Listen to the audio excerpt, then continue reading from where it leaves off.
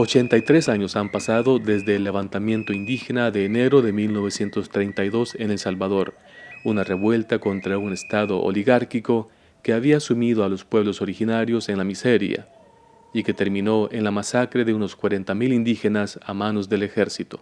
Cada año se conmemora ese acontecimiento en el pueblo de Izalco, uno de los principales focos de aquella sublevación, localizado a 60 kilómetros al este de San Salvador. Pero la lucha sigue para los descendientes de aquellos indígenas en este pequeño país centroamericano, de 6,3 millones de habitantes, aunque ya no sea a fuerza de machetes. Ahora el reto es lograr que un cambio en la Constitución se traduzca en acciones concretas en favor de estas comunidades, que representan un 10% de la población del país, según el perfil de los pueblos indígenas de El Salvador. En junio del 2014, la Asamblea Legislativa de El Salvador dio un paso histórico al ratificar una reforma al artículo 63 de la Constitución, que reconoció a los pueblos originarios del país y comprometió al Estado a establecer políticas públicas en favor de sus comunidades. Son 3 los grupos originarios prevalecientes hoy en el país: los nahuapipiles, ubicados en el occidente y centro del país, los lencas, en el oriente, y los cacaoperas, en el norte, en el departamento de Morazán, según el mencionado perfil de los indígenas.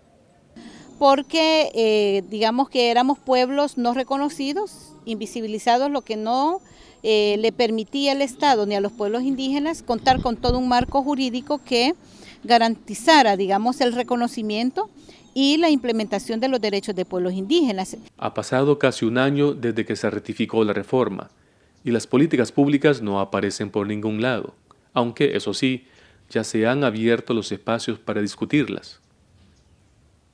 Tenemos un espacio que fue abierto desde 2011 que se llama la instancia multisectorial. En esta instancia multisectorial nosotros nos reunimos con las comunidades y los líderes indígenas junto con las instancias gubernamentales para discutir diferentes temas. Finalmente tuvimos un borrador y esto siguió siendo depurado e incluimos también otras demandas consignadas en diferentes documentos de Naciones Unidas para incluirlos y por supuesto adaptarlos a la realidad de las instancias estatales que están involucradas en la realización de esta política. Esas políticas, en esencia, buscarían integrar a las comunidades autóctonas a programas gubernamentales específicos para ellas, con un enfoque de derechos humanos y la preservación de su idiosincrasia. El sistema de salud, por ejemplo, debería ser intercultural e incluir, entre otras cosas, sus métodos curativos ancestrales, como los que practica Rosalío Turush, un indígena de Izalco de 88 años que cura con plantas y con masajes alivia miembros rotos. La gente en aquel tiempo, como la medicina aquí era más escasa, entonces la gente acudía a las plantas, ¿verdad? Por ejemplo, para quitarse uno una desintería, que eso solo sangre corriente a uno. Había una planta que se llama trencillo.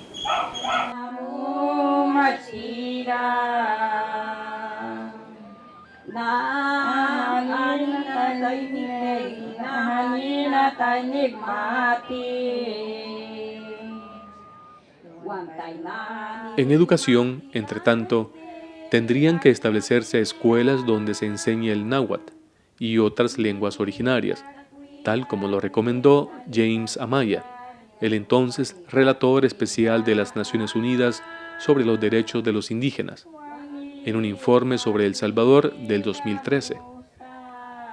El náhuatl se encuentra en situación crítica, a un paso de estar extinta, según el Atlas de las Lenguas en Peligro en el Mundo, del 2009 de la UNESCO.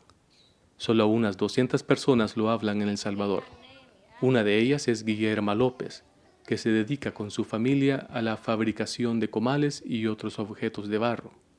Y cuando nacía una niña o un niño, decía la partera, Taigipilla, Ceci Guapil, que tú es una hembra. Y si es un varón, Taigipilla gan Nancy Bernabé, porque Bernabé se llama mi mamá. Angipilla Gugich, qué galán, para Guisquilla y Chagalin, para camaroneros. Entonces ahí aprendimos nosotros.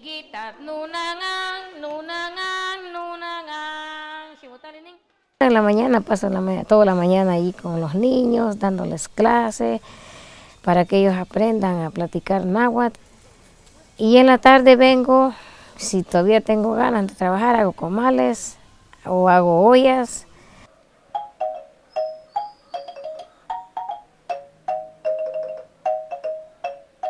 En tanto, Tito Quilizapa, de 74 años, también de Izalco, quiere que las autoridades del Ministerio de Educación difundan entre los niños de parvularia clases de marimba, un instrumento de percusión que él domina desde los 12 años.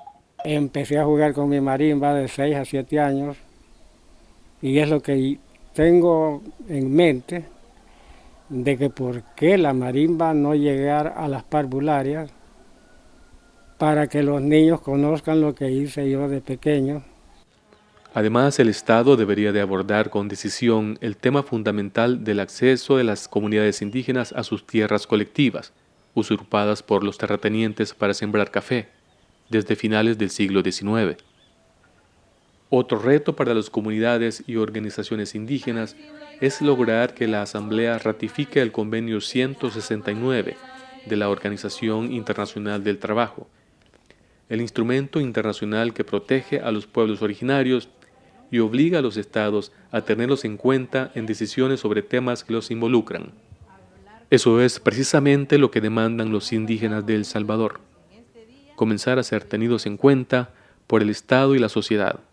No quieren seguir siendo invisibles.